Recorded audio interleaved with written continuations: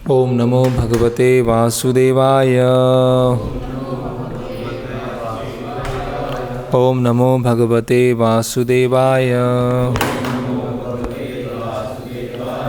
ओम नमो भगवते वासुदेवाय।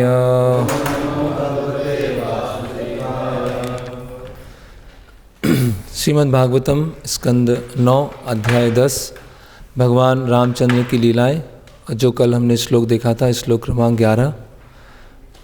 श्लोक और अनुवाद और तात्पर्य केवल मैं पढ़ूंगा, उसके बाद प्रारंभ करेंगे। रक्षोधमेन वृकवत विपिने समक्षम वैदेहिराज दुहितर पया पितायाम भ्रात्रा वने कृपणवत प्रिया वियुक्तः स्त्री संगीनाम गतिमिति प्रथयश्चचार। अनुवाद एवं तात्पर्य कृष्ण कृपा मूर्ति अभय चरणारविंद भक्ति वेदांत स्वामी श्रील प्रभुपाद जी द्वारा अनुवाद। जब भगवान रामचंद्र जी जंगल में प्रविष्ट हुए और लक्ष्मण जी भी वहाँ नहीं थे, तो दुष्ट राक्षस रावण ने विदेह राजा की पुत्री सीता देवी का उसी तरह अपहरण कर लिया जिस तरह गडरिये की अनुपस्थिति में बाघ किसी असुरक्षित भेड़ को पकड़ लेता है। तब श्री रामचंद्र जी ने अपने भाई लक्ष्मण के साथ जंगल में इस तरह भटकते रहे मानो कोई अत्यंत दीन व्यक्ति अपनी पत्नी के वियोग में घूम रहा हो। इस तरह उन्होंने अपने व्यक्तिगत उदाहरण से एक स्त्री अनुरक्त पुरुष जैसा दशा प्रदर्शित की। तो इसका हमने आधा तात्पर्य कल पढ़ा था, उसके आगे पढ़ते हैं। स्कंद पुराण में इसकी विशद व्याख्या मिलती है, जिसका संदर्भ मध्वाचार्य ने दिया है।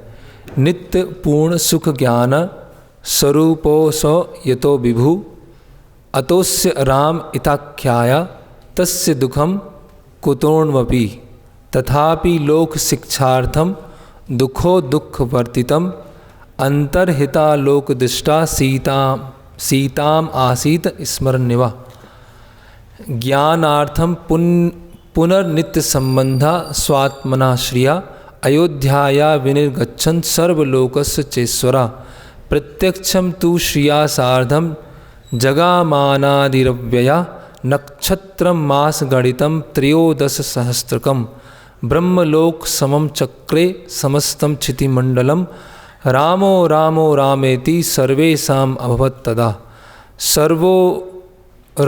सर्वोमयो लोक यदा रामस्त्वा पालयत।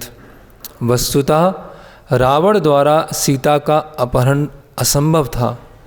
रावण द्वारा हरी गई सीता माया सीता थी, सीता देवी का मायामय स्वरूप। जब सीता की अग्नि परीक्षा हुई तो ये माया सीता भस्म हो गई और असली सीता अग्नि से बाहर आ गई। इस उदाहरण से एक और शिक्षा मिलती है कि इस जगत में कोई स्त्री कितनी ही बलवती क्यों न हो, उसको संरक्षण प्रदान किया ही जाना चाहिए, अन्यथा असुरक्षित होने पर उसे रावण जैसा राक्षस भगा ले जाएगा। इस श्लोक में आगत वैदेह राज दुहितरी शब्द सूचित करते हैं कि भगवान रामचंद्र से ब्याहे जाने के पूर्व सीता जी अपने पिता वैदेह राज द्वारा सुरक्षित थीं और विवाह हो जाने पर उन्हें अपने पति का संरक्षण प्राप्त था। अतएव हम इस निष्कर्ष पर पहुंचते हैं कि स्त्री की सुरक्षा सदैव ही होनी चाहिए। वैदिक नियमानुसार स्त्री के स्वतंत्र असक्षम होने की संभावना नहीं है, क्योंकि वह स्वतंत्र रूप से अपनी रक्षा नहीं कर सकती। ओम अज्ञानतिमिरन्धस्य ज्ञानंजनं शलाकया चक्षुरुन्मिलितमेनं तस्मै श्री गुरुवे नमः। श्री चैतन्य मनोभीष्टं स्थापितं येन भूतले स्वयं रूप कदा मह्यं ददाति स्वापदान्तिकं। वन्देऽहं श्रीगुरो श्रीयुतपदकमलं श्रीगुरून् वैष्णवांश्च श्रीरूपं साग्रजातं सहगण रघुनाथान्वितं सजीवं साद्वैतं सावधूतं परिजनसहितं कृष्णचैतन्यदेवं श्रीराधाकृष्णपादान् सहगण ललिता श्रीविशाखान्वितांश्च। नमः ओं विष्णुपादाय कृष्णपृष्ठाय भूतले श्रीमते भक्तिवेदांत स्वामीति नामने।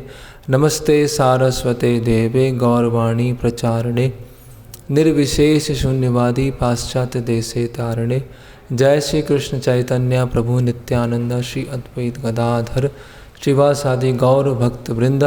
हरे कृष्णा कृष्ण कृष्ण हरे हरे, हरे राम राम राम हरे हरे। रामाय रामभद्राय रामचंद्राय वेदसे रघुनाथाय नाथाय सीताय पते नमः। हरे कृष्णा। तो हम लोग चर्चा कर रहे हैं श्री वाल्मीकि रामायण के अरण्य कांड से, और कई हमें शिक्षा हमने उससे प्राप्त किया है। तो कल हमने चर्चा किया था कि जो खर दूषण और उनके 14,000 जो सैनिक होते हैं, उसमें से जो एक सैनिक होता है वो वहाँ से भाग जाता है, जिसका नाम होता है अकम्पन। और अकम्पन आकर रावण को ये सब समाचार देता है, और पहली बार ये एक विचार देता है कि सीता का अपहरण करना। तो रावण जब ये बात सुनता है, और वहाँ पर रावण कितना अहंकारी है ना, कितना खुद की बड़ाई कर रहा है, उसके बारे में भी हमने देखा। कैसे मृत्यु की भी मृत्यु हो जाएगी, अग्नि भी जल जाएगी, इस तरह से रावण अपना खुद का बखान कर रहा है। उसके बाद रावण मारीच के पास में जाता है, और मारीच रावण को मना कर देता है। पहली बार रावण वापस आता है। फिर शूर्पणखा वो जाती है और रावण को क्या करती है, उकसाती है ना। पहले तो तुम कैसे राजा के कर्तव्यों को नहीं निभा रहे हो, पहले वो बोलती है, और अलग अलग तरह से उकसाती है, ताने मारती है। तो जैसे कि लोगों की भूल धारणा है कि कल मैं एक वीडियो देख रहा था, तो उसमें था कि कोई फेमस ऐसे यूट्यूबर है, वो स्त्री बोलती है कि मुझे राम जैसा पति नहीं चाहिए, रावण जैसा भाई चाहिए, है ना। राम जैसा पति क्या है, समय समय पर परीक्षा, अग्नि परीक्षा दो, और किसी के बोलने से घर अपने राज्य से निकाल दिया, तो ऐसा पति नहीं चाहिए। मुझे रावण जैसा भाई चाहिए कि अगर नाक काट दिया तो पूरा बिल्कुल युद्ध करने के लिए तैयार होगा। तो हम देख सकते हैं कि कलयुग के कैसे मूर्ख लोग हैं, है ना। तो वो भी हमने चर्चा किया कि जो शूर्पणखा जो थी, उसका खुद का स्वार्थ था, क्योंकि उसका जो पति है दुष्ट बुद्धि, उसको रावण ने स्वयं मारा था। तो दोनों ही दुश्मन को एक साथ मिला दिया जाए, है ना, तो दोनों में से एक ना एक तो मर ही जाएगा। तो शूर्पणखा जो थी, उसका खुद का स्वार्थ था, और वो उसने रावण को उकसाया। तो इस तरह से हमने देखा कि रावण के हृदय में जो काम इच्छा थी, भौतिक इच्छा थी, उसको बढ़ावा दिया शूर्पणखा। तो उससे हमने देखा कि मॉडर्न सिविलाइजेशन में भी ऐसे बहुत सारे एजेंट्स होते हैं, अलग अलग इंडस्ट्रीज़ होती हैं, वस्तुएं होती हैं, लोग होते हैं, जो हमारे अंदर के हृदय की जो भौतिक इच्छाएं हैं, काम इच्छाएं हैं, उसको बढ़ावा देते हैं। जैसे हमने देखा एडवर्टीज़मेंट इंडस्ट्री है, कॉस्मेटिक इंडस्ट्री है, फिल्म इंडस्ट्री है, ये सब चीज़ें क्या कर रही हैं, हमारे अंदर के कलमश को और बढ़ाती जा रही। सोशल मीडिया है, तो ये सब प्रस्तुत इस तरह से करते हैं कि अगर हम इन सब चीज़ों का उपयोग करेंगे तो सामने वाले का फ़ायदा होगा, लेकिन उन सब इंडस्ट्रीज़ का खुद का फ़ायदा उसमें छुपा हुआ है ना, उनका खुद का स्वार्थ छुपा हुआ है, और उस स्वार्थ से प्रेरक होकर वो सब लोगों के सामने इस तरह से प्रस्तुत करते हैं। तो वो भी काफ़ी डिटेल में डिस्कस किया था। उसके बाद जो रावण है दूसरी बार मारीच के पास में जाता है, और जब दूसरी बार मारीच के पास में जाता है तो रावण जो मारीच है अपने साक्षात्कार को बताता है कि 2 बार मेरे साथ ऐसा घटना हो चुकी है ना। पहली बार मुझे 100 योजन दूर फेंक दिया था, दूसरी बार जो मैं हिरण का रूप लेके गया था, ऐसे जंगली हिरण का रूप ले गए, तो तब मेरे 2 मित्रों को मार दिया था। और मुझे हर जगह राम ही दिखाई देते हैं, रा शब्द सुनता हूँ तो राम का भय होता है। तो इतना वो भयभीत है, वो अपने बताता है और बोलता है कि तुम्हारे पास कोई कमी नहीं है, तुम्हारे पास इतनी स्त्रियां हैं, तुम्हारे पास इतनी समृद्धि है, अपनी सोने की लंका है, तो क्यों ज़बरदस्ती इसके पीछे पड़े हो। तो इस तरह से मारीच अलग अलग तरह से समझाने का प्रयास करता, तो रावण भी नहीं मानता है ना। तो हम समझ सकते हैं कि किसी के ऊपर अगर भौतिक कामनाएं हावी हो गई हैं, है ना, काम वासना हावी हो गई है, तो उसको जो सही सलाह होती है वो भी उसको सुनाई नहीं देती है ना, कान के अंदर उसके अंदर नहीं जाता, उसका दिमाग क्या हो जाता है, पूरा भ्रष्ट हो जाता है। तो ऐसे रावण का दिमाग पूरा भ्रष्ट हो गया। कैसे भ्रष्ट, किसने भ्रष्ट किया? सूर्पणखा ने भ्रष्ट किया। और भ्रष्ट होने के बाद बहुत सारे लोगों ने रावण को अलग अलग समय पर सलाह दिया, लेकिन सलाह देने के बाद भी, देखने के बाद भी, सुनने के बावजूद भी क्या हो गया, उसने उस सलाह को नहीं सुना। फिर आगे मारीच को बोला कि आप स्वर्ण मृग बन के जाओ, है ना, और इस तरह से करना, और राम लक्ष्मण का ध्यान हटाकर उनको दूर ले जाना और मैं अपहरण कर लूँगा। तो हमने देखा कि ऐसे जो राक्षसी प्रवृत्ति के लोग होते हैं वो भगवान के साथ खेलना चाहते हैं, ट्रिक करना चाहते हैं, है ना, अपने आप को बहुत बुद्धिमान समझते हैं, है ना, और भगवान की शक्ति या भगवान के भक्तों के साथ वो खेलना चाहते हैं। तो जो भगवान के साथ ट्रिक करना चाहता है, भगवान के साथ खेलना चाहता है, उसी के जीवन का एक खेल हो जाता है, उसी का जीवन अंत हो जाता है, जो इस तरह से कार्य करता है। तो फिर मारीच जो है स्वर्ण मृग बन के जाता है, और वो मृग ऐसा था जिस मृग के पंचवटी के आसपास आने से वहाँ के आसपास के जितने भी जीव जंतु थे, पक्षी थे, वो सब क्या हो जाते हैं, डर जाते हैं, भयभीत हो जाते हैं। और लक्ष्मण जी समझ जाते हैं कि ये तो मारीच है, ये भेष बदल के आया है। तो सीता देवी जो है वहाँ पर एक श्लोक बोलती हैं जिसमें आता है क्रीड़ा अर्थम, कि इस मृग के द्वारा हम खेलेंगे अपने पास टाइम को आगे बढ़ाने के लिए। तो सीता देवी जानती हैं, सीता देवी मोहित नहीं हुई हैं, आकर्षित नहीं हुई हैं, प्रलोभित नहीं हुई हैं, वो जानती हैं कि एग्जैक्टली अभी क्या चल रहा है। तो वो भगवान कि ये हमारे पास टाइम्स को आगे बढ़ाने का साधन बनेगा, क्योंकि सीता देवी ने भगवान राम को 3 चीज़ें बताया था कि एक जो पुरुष है उसको ये 3 चीज़ें नहीं करना चाहिए, कभी असत्य नहीं बोलना चाहिए, कभी भी दूसरे की जो स्त्री है ना उन पर नेत्र नहीं होना चाहिए, और तीसरा बिना किसी शत्रुता के किसी के प्रति निर्दयी नहीं होना चाहिए, है ना। जब तक शत्रुता नहीं है तब तक उसके प्रति हिंसा नहीं करना चाहिए। तो रावण को मारने का कुछ तो कारण बनना चाहिए जिससे रावण से युद्ध हो। हालांकि भगवान परमात्मा के रूप में रावण को मार सकते हैं, लेकिन कुछ शत्रुता उत्पन्न हो, तो इसीलिए सीता माता भगवान राम एक दूसरे को देखते हैं और इस तरह से वो लीला आगे बढ़ती है। ओके, तो यहाँ तक हमने, और ये भी देखा था कि सीता माता बोलती हैं कि ये मुझे उपहार के रूप में अगर आप देंगे तो मैं अयोध्या जाकर इसको माता कौशल्या और भरत को दे सकती हूँ, या ये असुर हुआ तो इसको ये मर जाएगा और इसका जो इसकी वो होगी मृग छाल होगी उसको आसन की तरह उपयोग करेंगे। तो यहाँ तक हमने चर्चा कर लिया था। तो अभी हम आगे बढ़ते हैं।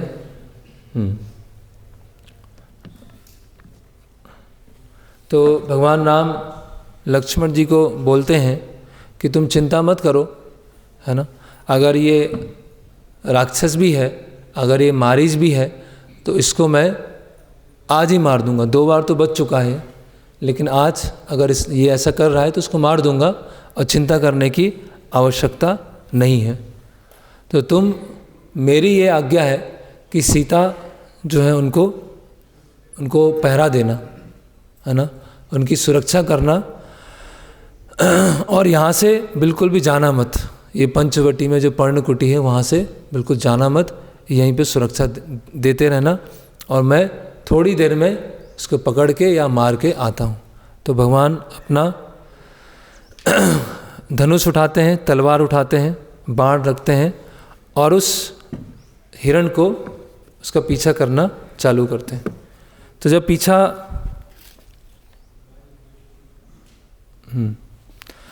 पीछा करते जाते हैं तो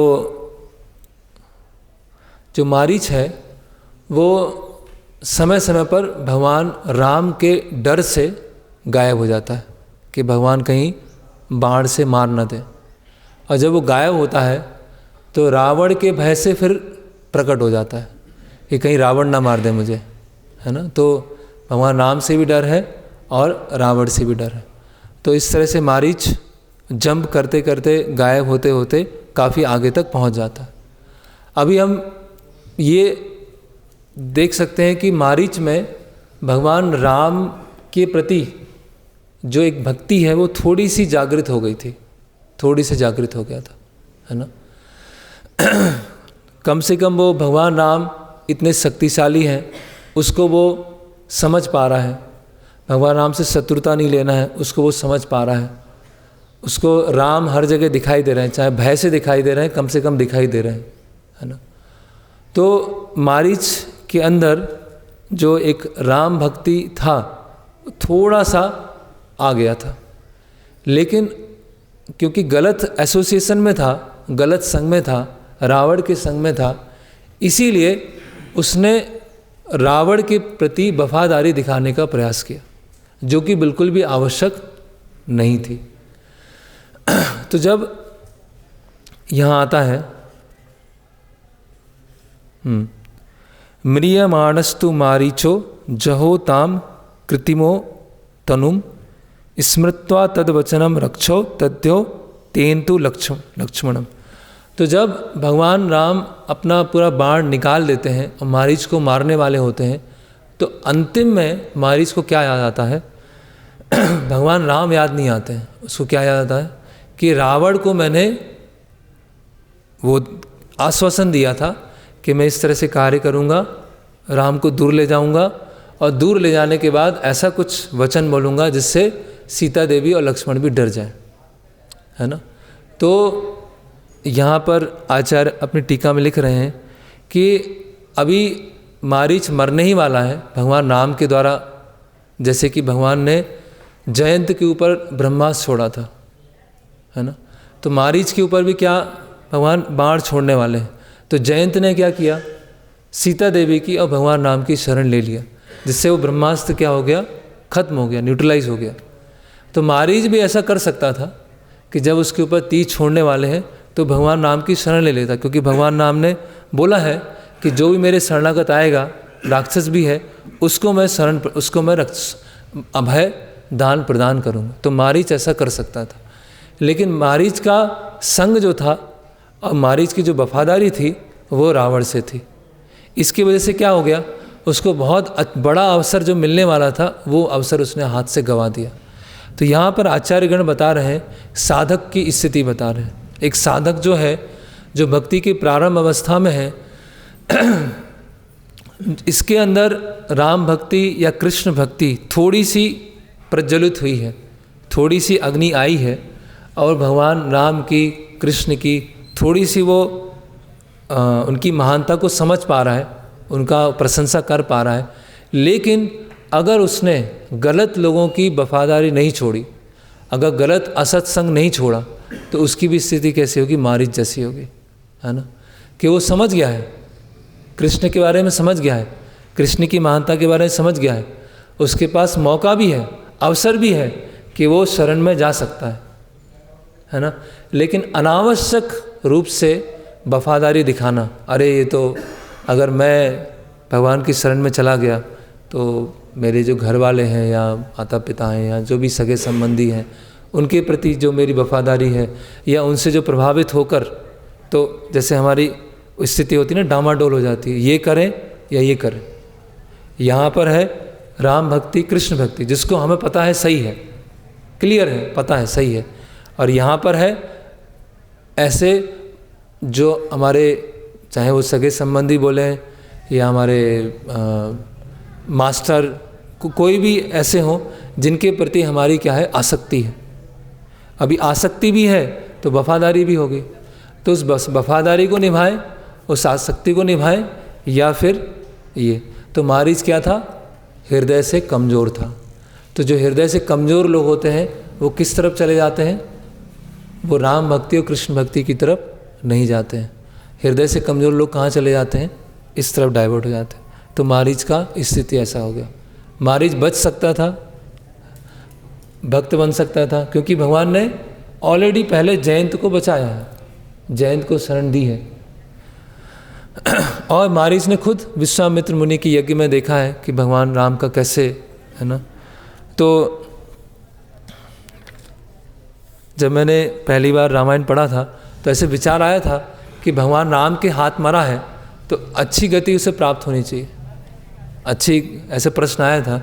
लेकिन बाद में जब ये टीका पढ़ा आचार्यों का तब पता चला कि वो तो रावण की वफादारी के लिए मरा है, राम का स्मरण करते हुए नहीं मरा है। तो हम समझ सकते हैं कि यहाँ पर इस पे आचार्यगण बहुत प्रहार कर रहे हैं कि हमारा जो संघ है, हमारा जो एसोसिएशन है वो कितना इम्पोर्टेंट है। अगर हम समझ भी गए हैं, जान भी गए हैं, लेकिन ऐसे लोगों का संग हमने छोड़ा नहीं है, या ऐसे लोगों को कम से कम हृदय से नहीं छोड़ा है, तो हम जानते हुए भी जब ऐसा मूवमेंट बनेगा उस समय गलती कर देंगे। जब टेंशन वाला माहौल बनेगा, जब ऐसी इंटेंस सिचुएशन बनेगा तो हम गलती कर ही देंगे। कैसे गलती कर देंगे? जैसे मारीच ने किया।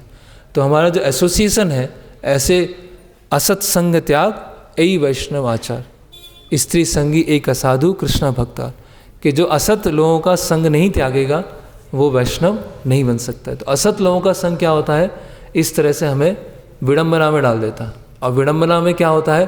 क्योंकि हम भौतिक प्रकृति के संपर्क में बहुत समय से हैं, कई जन्मों से हैं, तो हमारा जो कंडीशन स्वभाव होता है, बद्ध स्वभाव होता है, हम वही करते हैं।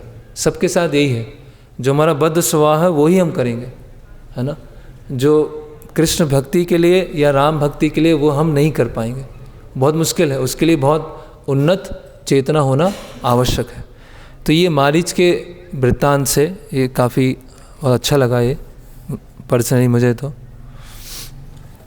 यहाँ पर आचार्य और भगवान की शरणागति के बारे में बता रहे हैं कि मारीच को कैसे उस समय शरण ले लेना चाहिए था, लेकिन शरण नहीं लिया, उसके पास चांस था। तो ऐसे हमारे जीवन में भी बहुत सारे अवसर आएंगे जिसमें हम तुरंत इंस्टेंट शरणागति ले सकते हैं, चांस है। लेकिन अगर डबल माइंडेड रहेंगे उस समय, और जब डबल माइंडेड रहेंगे तो अपने कंडीशन नेचर को ही फॉलो करेंगे, क्योंकि हम शुरू के स्टेज में हैं, अभी हम साधक अवस्था में। अगर कोई उन्नत स्तर पर है और वो डबल माइंडेड हुआ तो वो भक्ति को ही एक्सेप्ट करेगा, भौतिक आसक्ति को छोड़ देगा। लेकिन हम प्रारंभिक अवस्था में हैं, इसीलिए मारीच का वृत्तांत क्या है, बहुत ही इंस्ट्रक्टिव है ना। तो जब भगवान इस तरह से मारीच को बाण मारते हैं, अभी मारीच को जबरदस्ती हा राम हा सीता हा लक्ष्मण बोलने की जरूरत नहीं थी, हो गया। अभी रावण से क्या भय?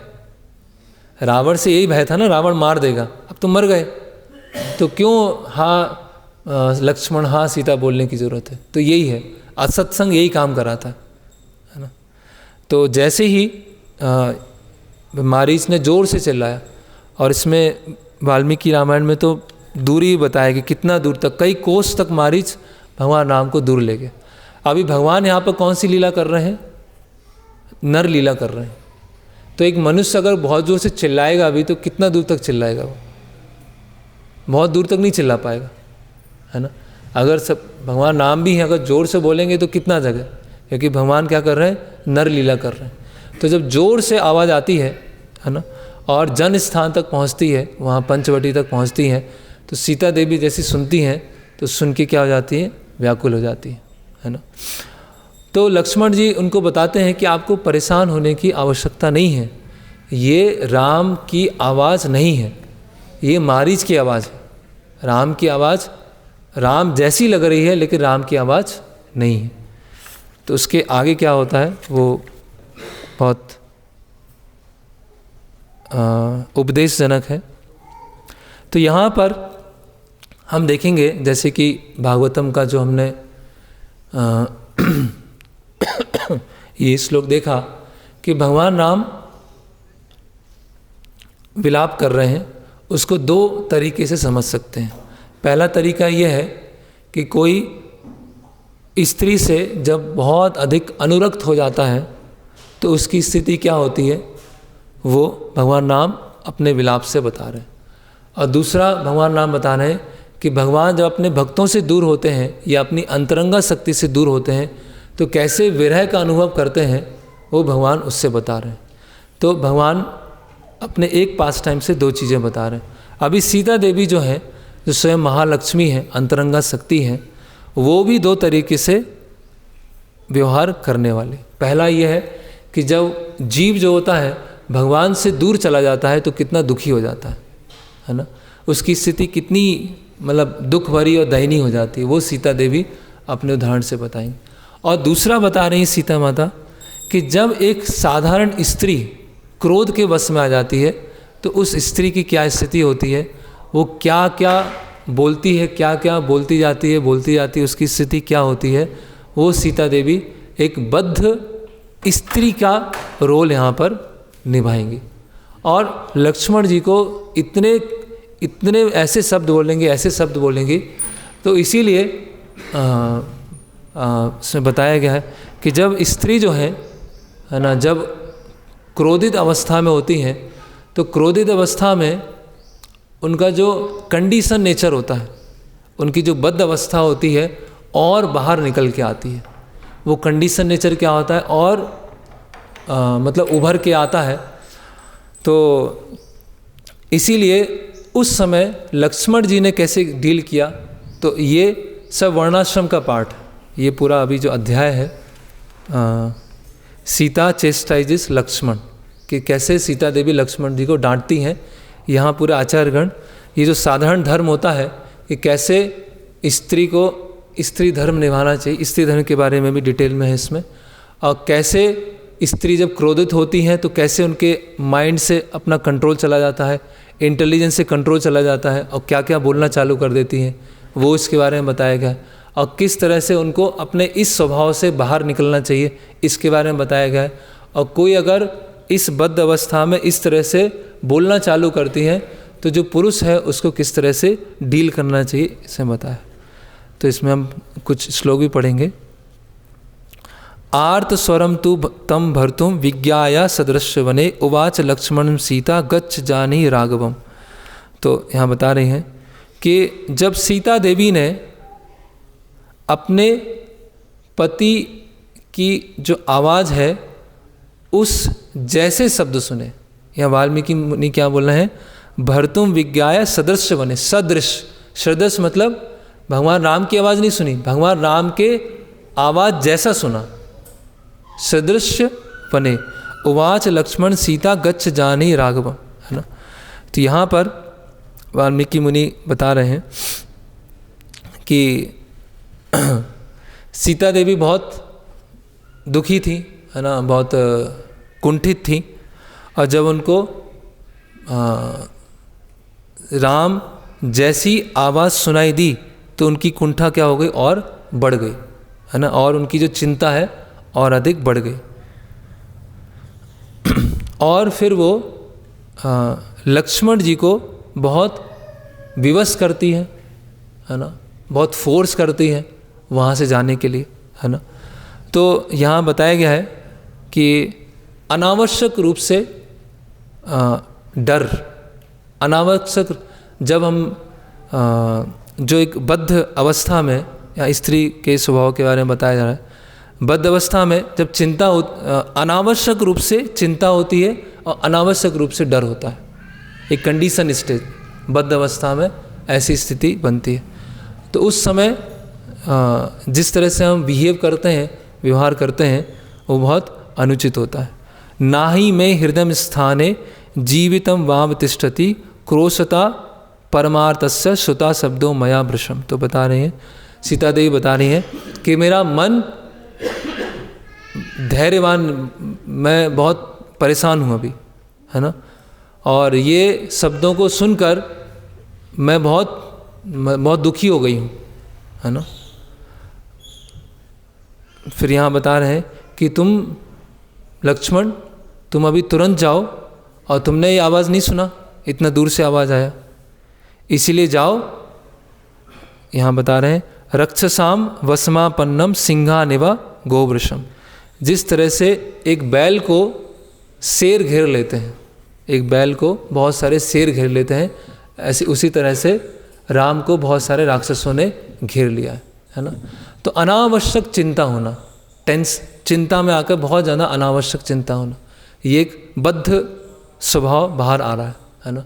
तो यहाँ पर आचार्यगण बता रहे हैं कि भगवान ने आज तक प्रारंभ से लेके वनवास के 13 वर्ष तक किसी भी राक्षस से वो हारे नहीं हैं। अभी कुछ समय पहले ही उन्होंने खर, दूषण, त्रिशिर और 14,000 सैनिकों को मार दिया है। कई राक्षसों को ऑलरेडी मार चुके हैं। सीता देवी ने खुद अपने आँखों से देखा है, लक्ष्मण जी ने खुद अपने आँखों से देखा है। और विश्वामित्र मुनि जब उनको ले जाते हैं तब उन्होंने कई राक्षसों को मारा। तो सीता देवी को पता है, फिर भी क्या हो रही है, अनावश्यक चिंता हो रही है ना।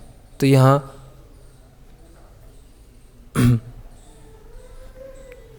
और यहाँ बताया जा रहा है, गोविंदराज जी बोल रहे हैं कि जब कोई बहुत क्राइसिस में होता है, जब सोया होता है या कोई ड्रंक को क्या बोलेंगे, शराब पी हुई होती है, किसी ने नशा किया होता है या बहुत चिंता में होता है और कभी स्वप्न या गहरी नींद में होता है, तो उसके मन में बहुत सारी चीज़ जल्दी चलना चालू हो जाती है। बहुत सारी चिंताएं जल्दी लेना चालू कर देता है। तो इस तरह से सीता देवी के अभी दुख में है, क्राइसिस क्या बोलेंगे, चिंता में है, आपातकाल में है, तो बहुत ज़्यादा वो सोचना उन्होंने चालू कर दिया। फिर यहाँ बता रहे हैं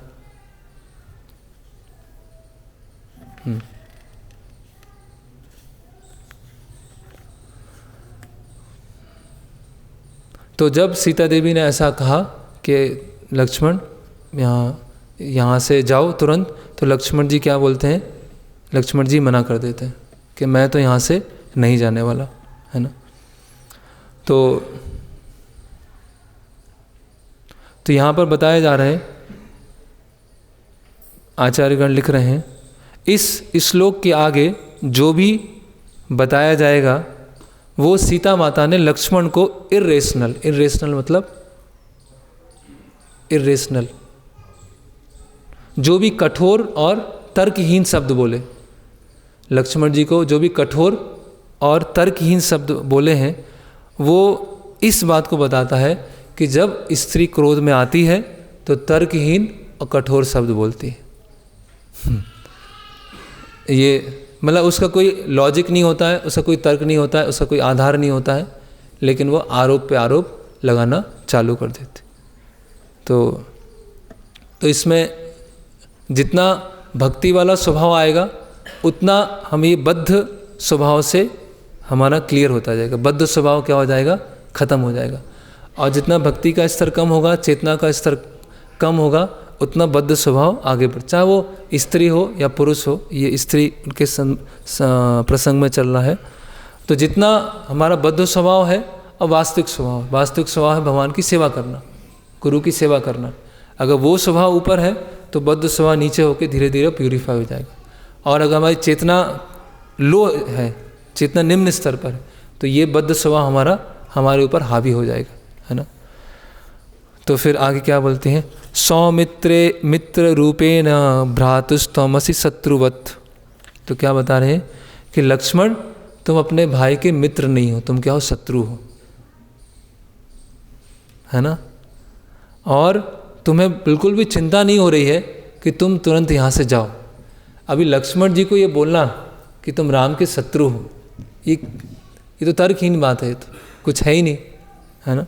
तो यहाँ पर जब बता रहे हैं कि जब किसी को गुस्सा आता है, यहाँ गोविंदराज जी लिख रहे हैं, जब किसी को गुस्सा आता है तो भक्तों के ऊपर जो बोनाफाइड डिवोटीज होते हैं और सेवक होते हैं, उनसे विश्वास चला जाता है, उनसे विश्वास उठ जाता है। जैसे ही गुस्सा आया वैसे ही आरोप लगाना चालू कर दिया, और ऐसे ही होता है ना। तो सीता देवी एक बद्ध जीव की भूमिका निभा रही है, यहाँ पर एक बद्ध स्त्री की भूमिका निभा रही है, और लक्ष्मण जी यहाँ पर भक्त हैं। तो लक्ष्मण जी जो है भगवान राम की 13 वर्ष से सेवा कर रहे हैं, हमेशा उनके साथ में हैं। और सीता देवी क्या बोल रही है कि तुम शत्रु हो, तुम तो उनके मित्र नहीं हो। तो कैसे भक्तों के प्रति विश्वास उड़ जाता है जैसे बद्ध नेचर बाहर आता है, जैसे कंडीशन नेचर बाहर आता है, गुस्सा आता है, और गुस्सा के कारण जो जैसा भी हम बोलते हैं उससे क्या हो जाता है, एक डिस्ट्रस्ट जैसी अवस्था बन जाती है। डिस्ट्रस्ट को क्या बोलेंगे? अविश्वास की अवस्था बन जाती। तो अभी सीता देवी को क्या हो गया, लक्ष्मण जी के पास अविश्वास जैसा हो गया।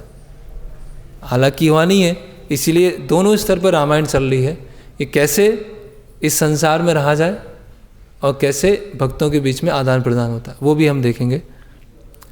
इक्षसिम त्वं विनश्यस्तम राम लक्ष्मण मत कृते लोभान मम कृते नूनम नानु गच्छसि राघवम, है ना। तो अभी क्या बोल रही हैं, अभी और तीखे शब्द बोल रही हैं सीता देवी कि तुम तो यही चाहते थे कि राम क्या हो जाए, उनकी ऐसी अवस्था में चले जाए, और जब राम नहीं होंगे तो तुम मुझे प्राप्त कर पाओगे। सोचिए, है ना। लोभान मम कृते नूनम नानु गच्छसि राघवम, है ना, क्योंकि तुम्हें मुझे लोभ है मुझे प्राप्त करने का, इसीलिए तुम यहाँ से जाना नहीं चाहते। तो देखिए कितने कड़वे शब्द बोलने, है ना। तो यहाँ लिख रहे हैं जो रामायण को ध्यान से पढ़ने वाले वो हैं, इसमें लिख रहे हैं Govindraj, Sita Devi makes such irrational assertion to teach women of this world that anger is a brief madness। जो क्रोध होता है वो पागलपन होता है। सीता देवी बता रही हैं कि जब हम इस तरह से हम तर्कहीन बात करते हैं या तर्कहीन आरोप लगाते हैं तो क्रोध मतलब एक तरह से पागलपन है। वो व्यक्ति क्रोध में कुछ भी बोल देता है ना। फिर क्या बोलती हैं, व्यसनम ते प्रियम मन्ये स्नेहो भ्रातरि नास्ति ते तेन तिष्ठस्ति विश्रद्धम अपश्यन महादित्युम।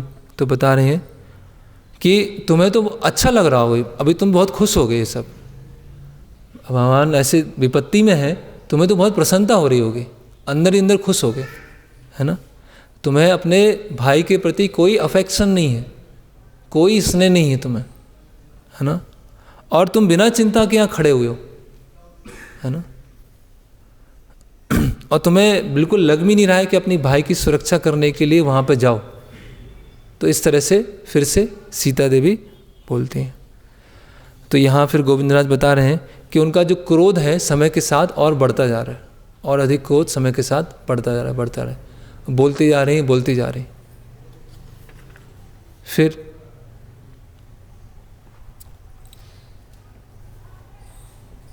आगे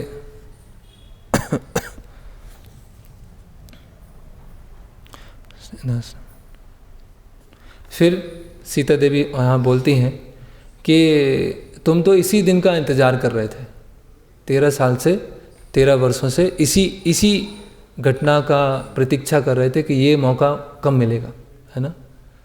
और अभी मेरे स्वामी, मेरे मास्टर यहाँ से चले गए हैं, तो तुम वही, और मुझे तो ऐसा लगता है कि भरत ने तुम्हें इसलिए तुम्हें रोका नहीं, भरत ने अपने एजेंट की तरह तुम्हें यहाँ रखा है कि ऐसा मौका मिलेगा और तुम ये करोगे। सोचिए कैसे, है ना।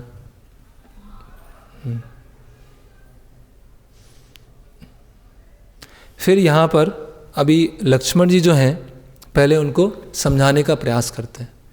अभी लक्ष्मण जी वन में आए थे तो किन के कारण आए, भगवान राम तो अनुमति नहीं दे रहे थे। सीता देवी के कहने, सीता देवी ने रिक्वेस्ट किया भगवान राम से, तब वो आए। तो यहाँ पर गोविंदराज बता रहे हैं कि लक्ष्मण जी को यहाँ से छोड़ से नहीं जाना चाहिए था। सामान्य लोग क्या बोलेंगे कि लक्ष्मण जी को वहाँ पर रहना चाहिए था, सीता देवी ने इतना कड़वा भी बोला तो भी रहना चाहिए था। तो वहाँ पर बता रहे हैं कि भगवान राम की भी आज्ञा थी और सीता माता की भी आज्ञा थी, लेकिन सीता माता के ही कहने से लक्ष्मण जी जंगल में आ पाए, भगवान राम के साथ में आ पाए, इसीलिए सीता देवी का कहना वो टाल नहीं पाए, हालांकि वो समझाने का प्रयास करते हैं।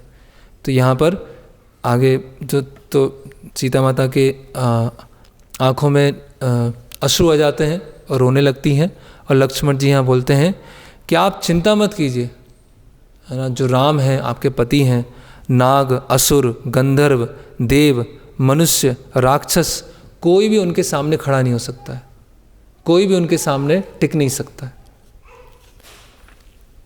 फिर यहाँ बता रहे हैं देव, मनुष्य, गंधर्व, पक्षी, पिशाच, किन्नर, पशु, कोई भी, यहाँ तक कि इंद्र, वो भी राम के साथ युद्ध नहीं लड़ सकते हैं, है ना।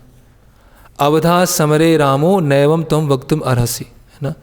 राम कोई भी युद्ध आज तक नहीं हारे, कोई भी युद्ध अभी उन्होंने नहीं हारा है। तो आप इस तरह से ये शब्द मुझे ऐसे मत बोलिए, है ना। मैं भगवान राम की अनुपस्थिति में आपको यहाँ से छोड़कर जाना नहीं चाहता हूँ।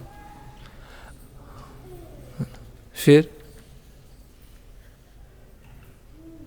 आप अपनी चिंता को त्याग दीजिए, आप संतुष्ट रहिए, और राम थोड़ी देर में ये हिरण को मार के यहाँ पर वापस आएंगे, है ना। और न च तस्य स्वरो व्यक्तम माया केनचित् कृतम, ये राम की आवाज़ नहीं है, ये तो मारीच की आवाज़ है ना। ये जो राक्षस होते हैं उनका क्या होता है, एक मैजिक होता है। ये राक्षस क्या करते हैं, मैजिक करते हैं, इसीलिए आप इससे प्रभावित मत होइए। तो इसीलिए मैं तो यहाँ से जाने नहीं वाला हूँ, और मुझे आपकी सुरक्षा के लिए यहाँ पर रोका गया है। फिर से फिर यहाँ बताते हैं, लक्ष्मण जी बोल रहे हैं कि ये जो कुछ समय ही पहले जन स्थान में जो खर दूषण और राक्षसों को मारा है, तो उन राक्षसों की क्या है, शत्रुता बहुत अधिक बढ़ गई है। तो इसीलिए उन्होंने कुछ प्लॉट किया है, कुछ योजना बनाई है। इसीलिए इस योजना से आप प्रभावित मत होइए, भगवान राम अभी लौट के आएंगे, है ना। तो इस तरह से जब लक्ष्मण जी समझाने का प्रयास करते हैं, तो सीता देवी इतनी अधिक चिंतित थी, इतनी अधिक परेशान थी कि उनको ये लक्ष्मण जी की सलाह समझ में नहीं आती। और क्या बोलती हैं, अनार्य करुणारंभ नृशम कुलपासनम अहम तम प्रिय मन्ने रामस व्यसनम महत, कि तुम क्या हो, अनार्य हो, अनसिविलाइज्ड हो, और तुम्हारी बातों में किसी भी तरह की करुणा नहीं है, तुम बहुत निर्दयी शब्द बोल रहे हो, है ना।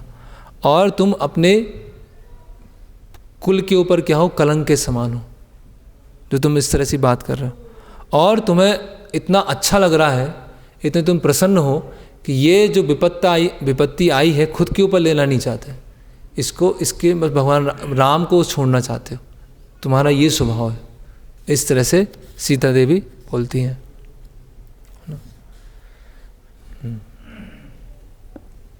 फिर बोलती हैं कि ये आश्चर्यचकित नहीं है कि जो शत्रु होते हैं या निर्दयी लोग होते हैं, वो बाहर से कुछ व्यवहार करते हैं और मौका आने पर दूसरा व्यवहार करने लगते हैं। तो तुमने भी ऐसे ही व्यवहार किया। और अभी संस्कृत में पढ़ेंगे तो, है ना, वो काफ़ी बहुत लंबे लंबे श्लोक हैं जिसमें सीता देवी बार बार बोल रहे हैं। फिर वो बोलती हैं कि लक्ष्मण, तुम्हारी ये योजना, और हो सकता है भरत की भी योजना हो, इसको मैं फलीभूत होने नहीं दूंगी, है ना। मैं अपने पति की शरण में जाऊंगी, और यहाँ और अगर ऐसा नहीं हुआ तो मैं आत्महत्या कर लूँगी, है ना। तो यहाँ पर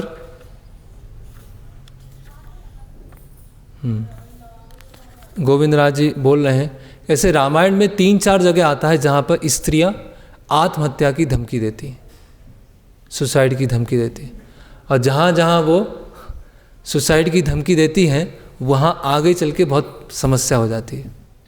कैकेयी आत्महत्या की धमकी देती है दशरथ महाराज को, अगर आपने ये 2 वचन नहीं माने तो मैं आत्महत्या कर लूँगी। और फिर क्या हुआ, शूर्पणखा रावण को धमकी देती है कि अगर तुमने मेरा बदला नहीं लिया तो मैं आत्महत्या कर लूँ, और सीता देवी यहाँ धमकी दे रही। तो ऐसा हम देखते हैं कि स्त्रियाँ भी ऐसे धमकी देती हैं, मतलब वो पूरा विवश कर देती हैं कि ये करना ही पड़ेगा, और उसकी वजह से क्या होता है, आगे चल के और गहरी और गंभीर विपत्ति आ जाती है। और हुआ ऐसा, तीनों इंसिडेंट में ऐसे हुआ। कैकेयी ने किया, शूर्पणखा ने धमकी दिया, और सीता माता ने यहाँ धमकी दिया, और तीनों केस में क्या हुआ, आगे चल के बड़ी विपत्ति आई, है ना। फिर यहाँ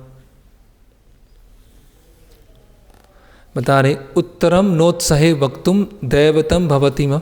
ये कितने अच्छे रामायण में इंस्ट्रक्शन दोनों तरफ से, वर्णाश्रम में कैसे रहना है सबको अपना धर्म पालन करते हुए, और किस तरह से उसको ट्रांसेंड करके भगवत धाम जाना है। तो ये सारे इंस्ट्रक्शन बता रहे हैं कि कैसे एक स्त्री का कैसे स्वभाव होना चाहिए, विपत्ति में आने पर क्या कैसे धैर्य रखना चाहिए, वो सारा चीज़ रामायण में ये सब बताया जा रहा है। और अगर धैर्य नहीं है, चिंता बहुत है, तो किस तरह से बातचीत चालू हो जाती है, वो सब रामायण में अच्छे से वर्णन किया जा रहा है। फिर उत्तरम नोत्सहम वक्तुम दैवतम भवति म वाक्यम प्रतिरूपम तु न चित्रम स्त्रीसु मैथिली, है ना। तो यहाँ वाल्मीकि मुनि बता रहे हैं कि ये आश्चर्य नहीं है कि सीता देवी इस तरह से व्यवहार कर रही हैं, है ना। तो सीता देवी फिर से वो बार बार रिपीट कर रहे हैं,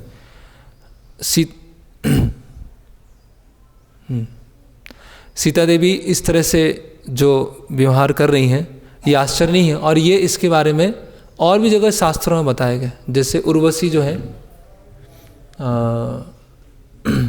भागवतम के 9वें स्कंद में बताती राजा पुरुरवा को कि स्त्री का स्वभाव कैसे होता है।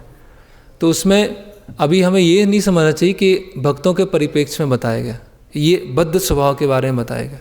बद्ध स्वभाव मतलब जितना हम प्रकृति के 3 गुणों के अंतर्गत रहेंगे वो बद्ध स्वभाव निकल के आएगा, और जितना हम 3 गुणों से बाहर निकलने का प्रयास करेंगे वो जो भक्त का स्वभाव है वो बाहर निकल के आएगा। तो उसमें वो उर्वशी जो है, और उर्वशी केवल ऐसे नहीं कि अप्सरा है ना, वहाँ पर उर्वशी ने खुद श्रुति पढ़े हुए। तो उर्वशी की बात केवल ऐसा नहीं कि कोई एक अप्सरा या आई है और उनने कुछ बोल दिया है, वो बहुत रिलेवेंट बोला है, बहुत सही बोला है। जैसे उर्वशियाँ बोलती हैं कि जो स्त्री होती हैं वो अपना अपमान कभी सहन नहीं कर पाती, कभी अपना अपमान सहन नहीं होता उनसे, और जब अपमानित होती हैं तो किसी को भी कठोर शब्द बोल सकती है। उनका हृदय कैसे होता है, एक ब्लेड की तरह होता है। ब्लेड की तरह क्या होता है, तीखा होता है तो जैसे ही वो बद नेचर है तो किसी को भी कितने भी अपमानित शब्द वो बोल सकती है अगर उनका अपमान किया गया, है ना। इसीलिए और बहुत सारे उसको अभी चर्चा नहीं करेंगे, नहीं तो फिर माताएं सेवा में नहीं आएंगी इतना सब बोल दिया। तो वो 9वें स्कंद में पढ़ सकते हैं, वो स्त्री ही बोल रही हैं, कोई वहाँ पर सुखदेव गोस्वामी नहीं बोल रहे, स्त्री ही बोल रही स्त्रियों के बारे में। ओके, तो यहाँ पर गोविंदराज जी बता रहे हैं कि भागवतम के अनुसार किसी को स्त्री या पुरुष को अपने आप को वर्णाश्रम के नियमों से परे नहीं समझना चाहिए, है ना। Neither man nor women engage in bhakti yoga should pose themselves as being on the platform of a Vaishnava transcendental to varnashrama dharma, और वैष्णवी ट्रांसीडेंटल टू स्त्री धर्म। किसी को इतना उन्नत नहीं समझना चाहिए कि मुझे स्त्री धर्म फॉलो ही नहीं करना, और किसी पुरुष को इतना उन्नत नहीं समझना चाहिए कि मुझे अब वर्णाश्रम के नियमों से परे हो गया। तो ये जब तक वो तावत कर्माणि कुर्वीत ना निर्विद्येत यावता मत कथा श्रवणाद हुआ श्रद्धा यमन न जायत, ये श्लोक इसमें आ रहा है।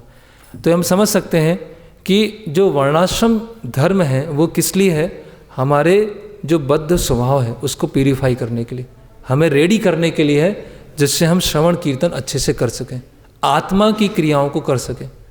तो अगर हम लौकिक धर्मों को, वर्णाश्रम के धर्मों को पालन नहीं कर रहे हैं, तो अगर हम श्रवण कीर्तन करना भी चाहेंगे तो ऐसे बहुत कम लोग होंगे जो केवल श्रवण कीर्तन से बल प्राप्त करके अपने स्वभाव को ट्रांसेंड कर पाएंगे, क्योंकि अपने ट्रांसेंड मतलब उसके परे जा पाएंगे। तो अपने स्वभाव से परे जाना वो बहुत मुश्किल बात है। हालांकि शुद्धिकरण की जो विधि है वो श्रवण कीर्तन ही है, हरि नाम है, उसी से शुद्धिकरण होगा। लेकिन हम इतने सक्षम नहीं होते हैं कि केवल श्रवण कीर्तन मात्र से अपने स्वभाव से निकल पाए। इसीलिए हमें वर्णाश्रम के जो नियम है उसको पालन करना होता है। तो इसीलिए यहाँ बता रहा है कि स्त्री धर्म के अनुसार जो स्त्री स्वभाव है उसको पालन करना होता है, जिससे वो अपने जो बद्ध अवस्था में जो अवगुण होते हैं उसको वो क्रमशः पार कर जाती। अगर वो सोचे कि हाँ बस भक्ति करना है, बाकी किसी से लेना देना नहीं है, स्त्री धर्म से कुछ लेना देना नहीं है, केवल भक्ति करना है, तो वो अपने बद्ध स्वभाव से उसको निकल पाना बहुत मुश्किल हो जाएगा। क्योंकि ऐसी सिचुएशन बनेगी, ऐसी परिस्थिति बनेगी जिसमें स्वभाव बाहर निकल के आ ही जाएगा। और जैसी स्वभाव मतलब बद्ध स्वभाव बाहर निकल के आ जाएगा। और फिर जैसे बद्ध स्वभाव, तो प्रकृति के 3 गुणों के अंतर्गत रहकर हम वो क्रोध करेंगे, अनावश्यक चिंता करेंगे और इस तरह से तर्कहीन बातें करेंगे। तो ये यहाँ पर गोविंद राज जी बता रहे हैं। स्वभावतस्तेव नारीणाम एषु लोकेषु दृश्यते। तो यहाँ बता रहे हैं कि जो प्रकृति के 3 गुणों के अंतर्गत है ना, जैसे जो अपने बद्ध स्वभाव को फॉलो कर रही हैं, उनका नेचर कैसा होता है? वो बहुत फिकल माइंडेड मतलब है ना, मन से चंचल है ना, क्रूअल एट हार्ट, हृदय से बहुत निर्दयी। और दे क्रिएट डिसेंशंस, झगड़ा क्रिएट करना, झगड़ा, दो भाई होंगे उनके बीच में झगड़ा हो जाएगा है ना, पुत्र होगा पिता होगा उनके बीच में झगड़ा हो जाएगा। ये शास्त्रों में लिखा है ना। तो क्या होता है? मन से चंचल, क्रूअल, हृदय से निर्दयी और आपस में पारिवारिक झगड़ा करना है ना। तो ये यहाँ पर फिर बता रहे हैं। और ऐसे हम देखते भी हैं कि एक बार 2 असुर थे है ना, दोनों भाई थे। तो उन्होंने तपस्या किया, ब्रह्मा जी को प्रसन्न किया। ब्रह्मा जी ने पूछा कि क्या वरदान चाहिए? तो बोले कि हम किसी से नहीं मरे, जब हम आपस में झगड़ा करें तभी मरे हम, और आपस में कभी झगड़ा करने नहीं वाले, तो अमर हो गए हम है ना। तो उनको वरदान दे दिया ब्रह्मा जी ने कि जब आपस में झगड़ेंगे दोनों भाई तो ही मरेंगे, बाकी कोई इनको मारने नहीं वाला, पूरी सृष्टि में कोई इनको मार नहीं पाएगा। तो देवताओं ने क्या भेजा? एक स्त्री को भेजा, एक अप्सरा को भेजा, और फिर दोनों भाई के बीच में वो रही और दोनों में झगड़ा हुआ, दोनों ने एक दूसरे को मार के मर गए हैं। तो ये बताया जा रहा है, विमुक्त धर्मास चपला तीक्ष्णा भेद करा स्त्रिया है ना, कि विमुक्त धर्मास चपला तीक्ष्ण भेद करा है ना, भेद, डिसेंशन, बंटवारा करना, वो उनका गुण है। ये सब बद्ध इस तरह बताया जा रहा है, ये भक्तों के उसमें नहीं बताया जा रहा है। फिर इसमें बताया जा रहा है कि कैसे बद्ध अवस्था और बढ़ जाती है, कब वो धर्म छोड़ देती है, जब वो ऑथोरिटीज़ को छोड़ देती है। अभी ऑथोरिटीज़ कोई भी, उनके जीवन के अलग अलग ऑथोरिटीज़, अगर जैसे ही, यहाँ बहुत अच्छा शब्द उपयोग किया गया आगे, इंडिपेंडेंट ऐसे वुमेन के बारे में बताया गया है।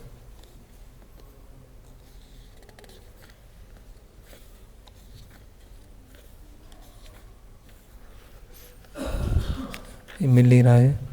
जब कोई इंडिपेंडेंटली बिहेव करती है विदाउट कंसल्टिंग एनी अथॉरिटी, तब किसी स्त्री की ऐसी स्थिति हो जाती है, जो सीता माता अभी इतने कड़वे शब्द लक्ष्मण जी को बोल रही हैं। तो लक्ष्मण जी जब देखते हैं कि अभी तो सीता माता को उनको समझाया नहीं जा सकता है, अब तो मुझे यहाँ से जाना ही पड़ेगा, तो वो वन में जहाँ खड़े होते हैं तो वन के जितने भी प्राणी होते हैं उनसे प्रार्थना करते हैं कि अभी मैं यहाँ से जा रहा हूँ, आप सभी मिलकर सीता देवी की सुरक्षा कीजिएगा। और सारे दिशाओं से प्रार्थना करते हैं कि आप सारी दिशाएं मिलकर सूर्य जो हैं आप सीता माता की सुरक्षा कीजिएगा। सारे पशु पक्षियों से प्रार्थना करते हैं लक्ष्मण जी कि आप सब मिलके सीता माता की सुरक्षा कीजिएगा। और बोलते हैं कि अभी मुझे पता नहीं है कि जब मैं वापस आऊँगा भगवान राम के साथ तो आपको यहाँ पर देखूँगा कि नहीं देखूंगा। इस तरह से लक्ष्मण जी वहाँ बोलते हैं। और जब ये पूरा वृत्तांत चल रहा होता है तो लक्ष्मण जी जो होते हैं सीता माता के साथ किसी भी तरह का आर्ग्यूमेंट नहीं करते हैं। वो भगवान राम की क्या करते हैं, गुणगान करते हैं कि आप चिंता मत करो, भगवान राम ऐसे हैं, आप चिंता मत कीजिए, भगवान राम ने इतने युद्ध किए हैं, आप चिंता मत कीजिए, भगवान राम इतने शक्तिशाली हैं। वो उनके साथ जो सीता माता ने लक्ष्मण जी के ऊपर आरोप लगाए उसका प्रति उत्तर लक्ष्मण जी नहीं देते हैं। तो इसमें बताया जा रहा है जो सामान्य धर्म है, जब कोई क्रोधित अवस्था में है, कोई स्त्री जब क्रोधित अवस्था में है जो आरोप लगा रही है, तो उस समय उसका प्रति उत्तर देने की ज़रूरत नहीं है। जितना प्रति उत्तर देंगे उतनी बात बढ़ती जाएगी, जितना प्रति उत्तर देंगे उतना और बात बढ़ेगा और अधिक वो बिगड़ सकता है। तो यहाँ पर एक बताया गया है, योषितो नाव मन्येत ना चासम विवश बुधा। एक बुद्धिमान पुरुष को उस अवस्था में कैसे डील करना चाहिए उसमें बताया है। ना तो इंसल्ट करना चाहिए, क्योंकि जितना इंसल्ट करेंगे और उतना क्रोध बढ़ेगा। ना उस समय की बातों पर विश्वास करना चाहिए। Intelligent man should neither insult women nor trust them, है ना। और बात को सुनकर इनटॉलरेंट नहीं होना चाहिए। इनटॉलरेंट को क्या बोलेंगे, इनटॉलरेंट, असहनशील, असहनशील नहीं होना चाहिए। और ना वहाँ पर अपनी ऑथोरिटी दिखाने का प्रयास करना चाहिए कि मेरी बात सुनना ही पड़ेगा, नहीं सुनोगे तो बताऊंगा फिर। तो intelligent man should neither insult women not trust them, one should never become intolerant of them, not Lord it over them and give them A position of authority. और उनको ऑथोरिटी भी नहीं देना चाहिए। अगर इस तरह से वो व्यवहार करते हैं तो वो एपिसोड शांत हो जाएगा, वो सब ठीक हो जाएगा चीज़। अगर कुछ आरोप लगा रहे हैं, हम भी आरोप लगाना चालू कर दिया तो बात बढ़ जाएगी। और उन बातों को गहराई से समझ लिया कि अरे ये तो ऐसे, इनके मन में तो यही चल रहा था, सीता माता के मन में तो यही चल रहा था मेरे लिए इतने समय से, आज बाहर निकल के आया है। अगर उस समय वो लक्ष्मण जी मान लेते उन बातों को, है ना, लक्ष्मण जी ने कभी उस चीज़ का दोबारा जिक्र नहीं किया, कभी नहीं, कुछ नहीं बोला, वो भूल गए उसको। तो उन बातों पे ट्रस्ट नहीं करना चाहिए और खुद असहिष्णु नहीं बनना चाहिए कि आर्ग्यूमेंट, एंटी आर्ग्यूमेंट में फंस गए वहाँ पर। ना उन पर अपना ऑथोरिटी जमाने का प्रयास करना चाहिए, है ना, ना उनको ऑथोरिटी उस समय देना चाहिए। अगर इस तरह से डील करते हैं तो चीज़ें क्या हो जाएंगी, शांत हो जाएंगी। तो हम समझ सकते हैं कि जैसे धर्मशास्त्र के जो सब नियम हैं वो भी रामायण में बताए गए हैं कि किस तरह से डील करना चाहिए। तो ये एक पूरा परिप्रेक्ष्य था जिस तरह से लक्ष्मण जी ने यहाँ पर सीता माता के साथ डील किया। ना तो उनको इंसल्ट करने का प्रयास किया, ना खुद असहिष्णु बने वो, है ना उनकी बातों को मन में रख लिया हमेशा के लिए, है ना, और ना उनको ऐसे खुद उनके ऊपर अपनी ऑथोरिटी किया, नहीं मेरी बात सुनना पड़ेगा, मैं यहाँ पे हूँ सुरक्षा के लिए हूँ। तो इस तरह से एक वर्णाश्रम के परिप्रेक्ष्य में ये शिक्षा आती है। दूसरे परिप्रेक्ष्य में शिक्षा ये आती है कि लक्ष्मण जी ने सीता देवी के जो वाक्यों हैं उसको नहीं लिया, उनकी जो चिंता है उसको उन्होंने लिया, है ना। एक होते हैं वाक्य, एक होते हैं उसके पीछे स्पिरिट। स्पिरिट को क्या बोलेंगे, भाव, इंटेंशन। इंटेंशन एक, जब टेंशन में इंटेंशन क्या होती है वो जानने का प्रयास करना चाहिए। जब व्यक्ति बहुत टेंशन में है तो उसकी इंटेंशन क्या है वो समझने का प्रयास करना चाहिए। तो लक्ष्मण जी ने क्या किया कि सीता माता इतना चिंतित हैं, वो क्यों मुझे फोर्स कर रही, क्यों मुझे जाने को बोल रहे हैं, इसीलिए बोले हैं कि भगवान राम के पास में जाओ और उनकी सुरक्षा का। तो इसीलिए भक्त समाज में भी ऐसा कोई होगा कि जब बहुत सेवाओं का वातावरण चल रहा है, कोई बहुत ज़्यादा चिंता में है, किसी के ऊपर बहुत ज़्यादा लोड आ गया या कुछ ऐसी चल रही है और किसी ने गुस्से में आके कुछ बोल दिया या कुछ ऐसा कुछ शब्द बोल दिए, तो उस समय उसकी बातों को माइंड नहीं करना चाहिए, उसकी बातों को हृदय से नहीं लगाना चाहिए, क्योंकि ऐसा होता है, ऐसा होगा। अभी जैसे फेस्टिवल आता है या फेस्टिवल आने वाला है, तो उस समय इंटेंशन क्या है कि सेवा क्यों नहीं हुई, सेवा में टाइम पे क्यों नहीं आए, सेवा अच्छे से क्यों नहीं किया, इंटेंशन ये है। लेकिन जो शब्द होंगे वो बहुत तीखे हो सकते हैं, बहुत कड़वे हो सकते हैं। तो इसीलिए उस समय उन शब्दों पे ना जाकर, शब्दों को पकड़ नहीं लेने का, उस समय ये समझने का भाई वो गुस्सा क्यों हुए, वो गुस्सा इसीलिए हुए हैं क्योंकि वो सेवा टाइम से करना चाहते थे, वो सेवा सही तरह से करना चाहते थे, सेवा सही से नहीं हुई इसीलिए उनको गुस्सा आ रहा है और गुस्से में आके कुछ भी बोल दे यार। तो इसीलिए ये भक्तों के समाज में भी ये इस तरह से हमें शिक्षा, इससे हम शिक्षा समझ सकते हैं कि लक्ष्मण जी ने कभी भी भगवान राम के सामने भी इस चीज़ का जिक्र नहीं किया कि मुझे सीता माता ने इस तरह से बोला था। ये अयोध्या में आने के बाद भी लक्ष्मण जी ने, उनके मन में सीता माता के प्रति जो आदर था, सम्मान था, वो बिल्कुल भी कम नहीं हुआ। 1.0000% भी कभी कम नहीं हुआ कि सीता माता ने मेरे ऊपर इतने गहरे आरोप लगाए थे, ऐसा कभी उन्होंने दिमाग में कभी सोचा नहीं। इसीलिए जो भक्त हैं, सब भक्त यहाँ पे सेवा करने आए हैं, अपने आप को शुद्ध करने आए हैं, साधना करने आए हैं, भक्त संग में आए हैं, सब अपने अलग अलग स्टेजेस पे हैं, है ना, अलग अलग चरणों पर हैं। कोई भक्त ऐसा नहीं है कि कोई ऐसी आसुरी वृत्ति के से लेके आया कि कुछ मैं फ़ायदा उठाऊंगा, ऐसा कुछ नहीं है। सब सेवा करना चाहते हैं, सबकी सिंसियरिटी का लेवल अलग अलग हो सकता है। तो जब ऐसी सिचुएशन बनती है तो उनकी सिंसियरिटी को देखने का प्रयास करना चाहिए, उनकी सेवा भावना को देखने का प्रयास करना चाहिए। वो अगर हम प्रयास करेंगे और उनका कुछ ऐसे गुस्सा है या अनुचित व्यवहार है तो वो हमको परेशान नहीं करेगा। वो भी अपना घर के में ताला लगा के यहाँ सेवा करने आए, हम भी घर में अपना ताला लगा के यहाँ सेवा करने आए। वो अपने लिए नहीं कर रहे हैं, मैं अपने लिए नहीं कर रहा हूँ। वो भी राधा वल्लभ जी के लिए कर रहे हैं, गौर राधा वल्लभ जी, ये भी अपने गौर राधा वल्लभ जी के लिए कर रहे हैं। दोनों का एम कॉमन है। तो अगर कुछ ऐसा हो गया, किसी मान लीजिए कोई डिपार्टमेंट के कोई हेड है, उन्होंने अपने जो डिपार्टमेंट के जो नीचे वाले लोग हैं, फॉलोअर्स हैं, उनको कुछ बोल दिया, डांट दिया, तो सुन लेने का उसको। लक्ष्मण जी ने कोई प्रतिकार नहीं किया, सुन लिया उसको, सुन के अपना काम चालू कर दिया, बस बात खत्म। उसके लिए मीटिंग बैठाने की ज़रूरत नहीं है कि मुझे ऐसा, है ना, इतने दिन को इतने मिनट में, इतने सेकंड में ये बोला गया था मुझे, ऐसा मुझे क्यों बोला, हम इसलिए थोड़ी आते हैं, हम तो सेवा करने आते हैं, हमारे साथ ऐसा क्यों बोला। तो ये सब आर्गुमेंट, एंटी आर्गुमेंट करने की कोई ज़रूरत नहीं है, क्योंकि हर भक्त यहाँ सेवा करने के लिए आए हैं, है ना। जो ऐसे सेवा करने नहीं आया है, किसी का अल्टीरियर मोटिव है, वो कुछ समय पहचान में आ जाएगा, वो अपने आप ही भक्त संग से चला जाएगा, है ना। तो ये एक हमें इसमें बहुत महत्वपूर्ण शिक्षा मिलती है कि जब कोई टेंशन में होता है तो उसकी इंटेंशन को समझना चाहिए, उसके शब्दों को समझने का प्रयास, शब्दों पर पकड़ के नहीं बैठ जाना चाहिए। तो ये आगे से बताया है।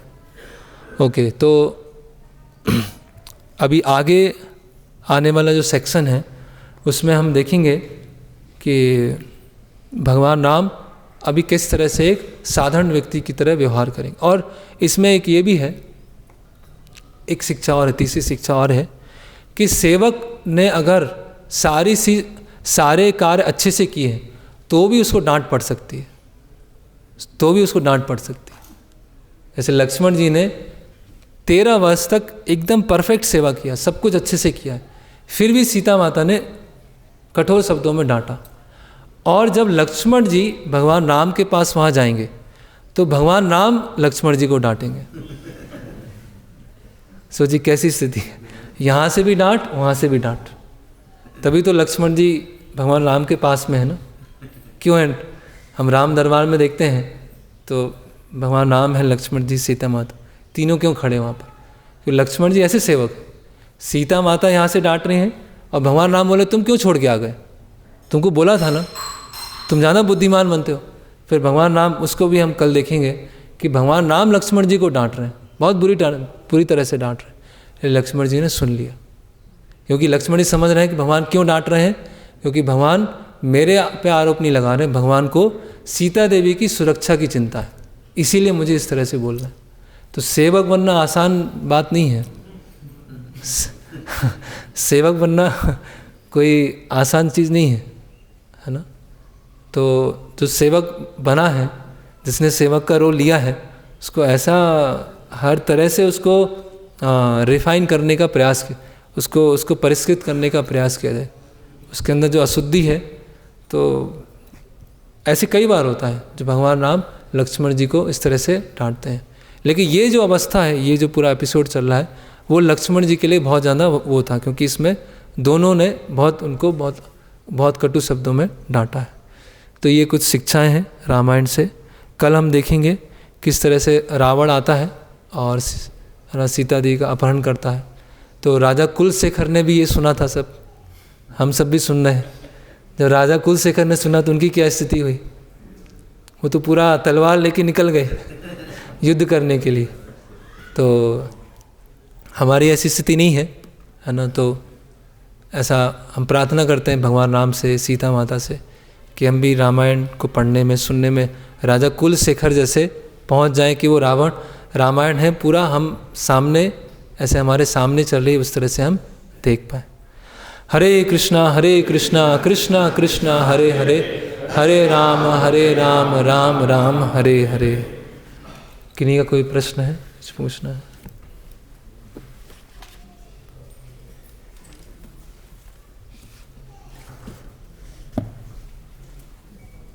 yes.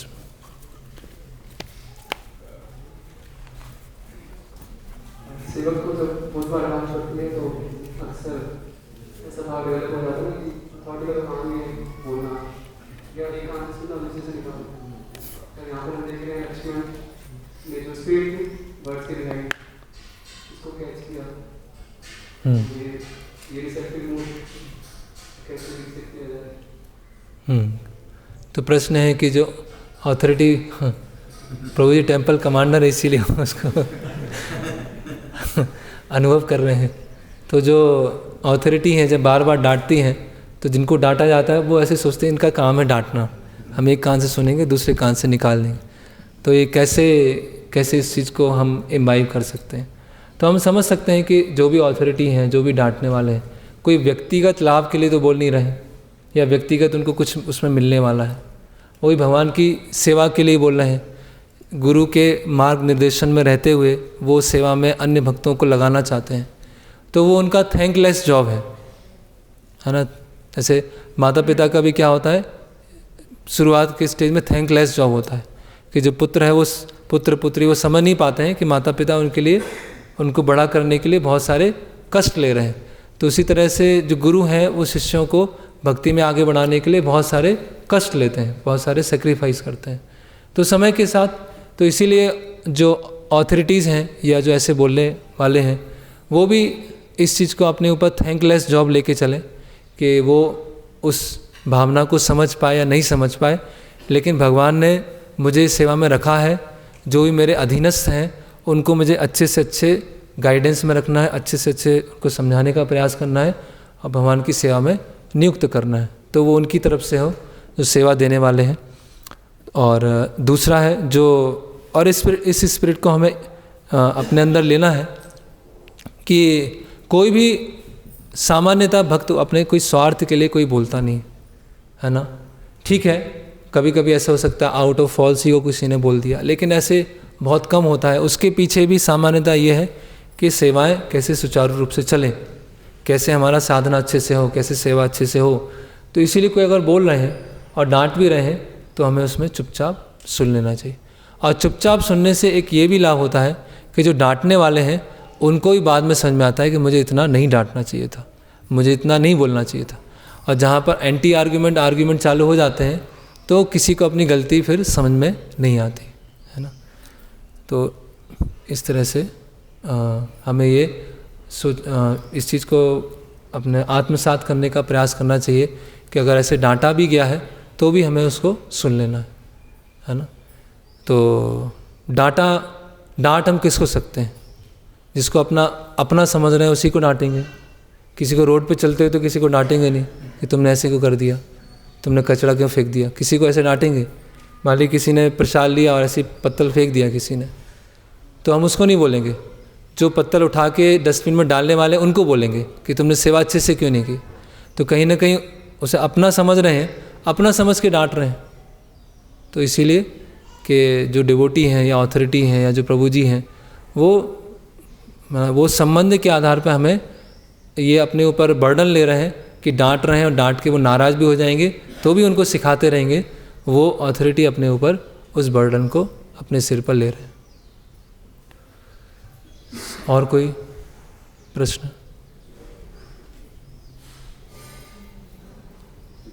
यस।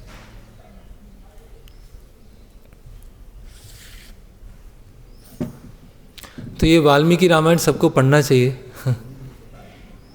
जिन्होंने प्रभुपाद जी की सारी बुक्स पढ़ ली हैं, भगवद गीता, भागवतम, चैतन्य चरितामृत, वो ये रामायण है, ये वाल्मीकि रामायण है।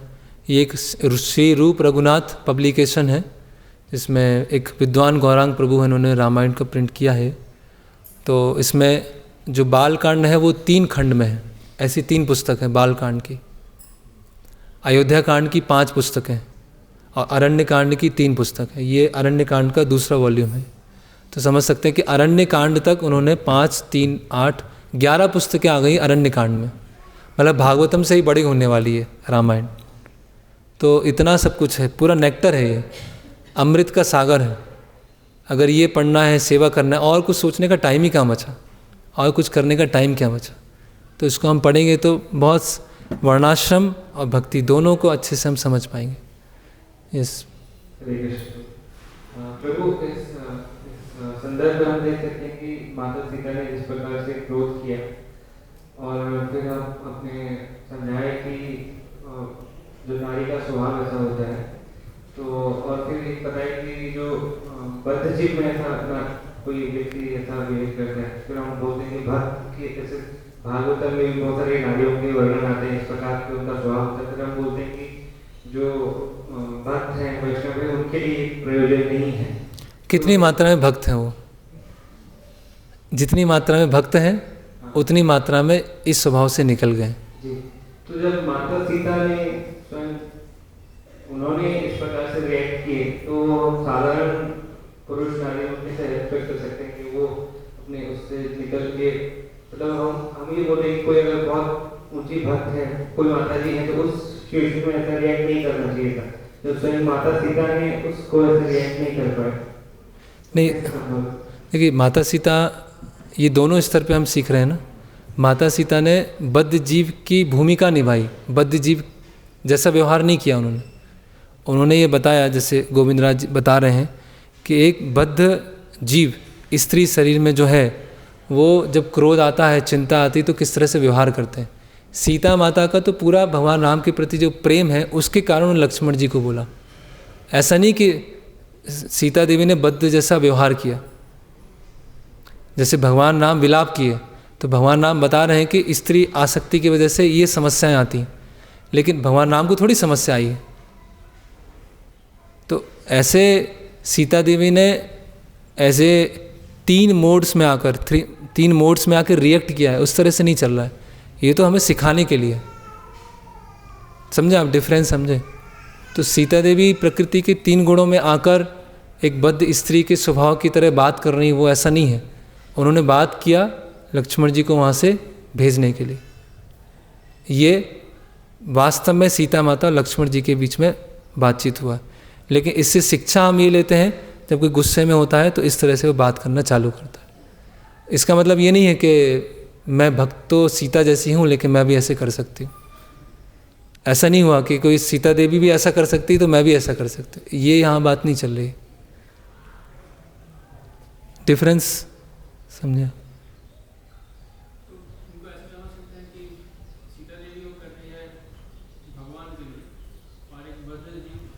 अपने इंद्रिय के, यस, ये भी ये इम्पोर्टेंट कि सीता जो बद्ध जीव है वो अपने खुद के लिए करेगा। खुद को चिंता हो गई, खुद को ये हो गया, खुद को ये हो गया, खुद की प्रसन्नता, खुद का इंद्रिय तृप्ति, इसीलिए कर रहा है। लेकिन सीता देवी में खुद का तो है ही नहीं, खुद वो भगवान राम के लिए कर रही है। यस।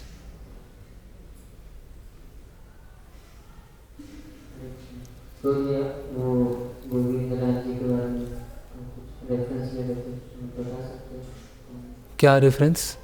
गोविंद राज्य का सेक्शन में मतलब कौन है? हाँ कौन? श्री संप्रदाय के एक आचार्य हैं जो रामानुजाचार्य के बाद आए हैं।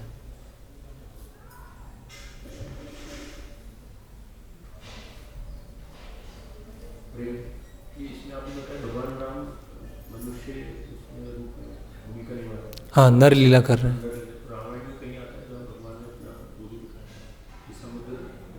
बहुत सारा है।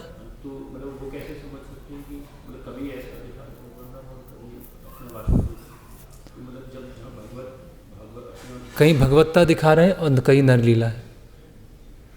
तो वो तो भगवान, इसीलिए हमें गुरु साधु शास्त्र चाहिए, आचार्यों की टीका चाहिए, तो हम समझ पाएंगे। भगवान ने जब सेतु बंद किया, सेतु बनाना, रावण को मारना, ऐसे खरदूषण को 14,000 सैनिकों को मारना एक साधारण पुरुष नहीं कर सकता है, साधारण योद्धा भी नहीं कर सकता है, वो तो भगवान ही कर सकते हैं। तो भगवान की दोनों लीलाएं साथ में चलती, भगवत्ता वाली भी चलती है और नर लीला भी चलती है। ओके।